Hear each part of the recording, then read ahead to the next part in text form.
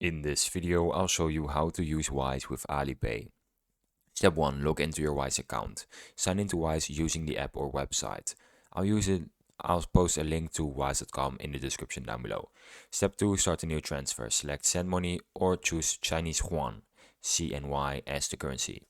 Step 3. Enter recipient details. Input recipient's full name and Alipay ID. Must match a Chinese mainland resident ID. Step 4. Confirm transfer details. Verify the currency, amount, recipient info, and purpose of payment. Only eligible transfer reasons are supported. Step 5. Complete the payment. Pay via Wise Balance, bank transfer, or card. Step 6. Recipient accepts transfer. Recipient receives a secure link from Alipay, completes identity check, and accepts funds into their Alipay wallets. Now some tips. Only Chinese citizens with a mainland resident ID can receive via Alipay. Recipient may need to provide additional verification documents. Transfers are instant after acceptance with Wise's real exchange rate. And that's how you do it. That's how you send money with Alipay. Thanks for watching.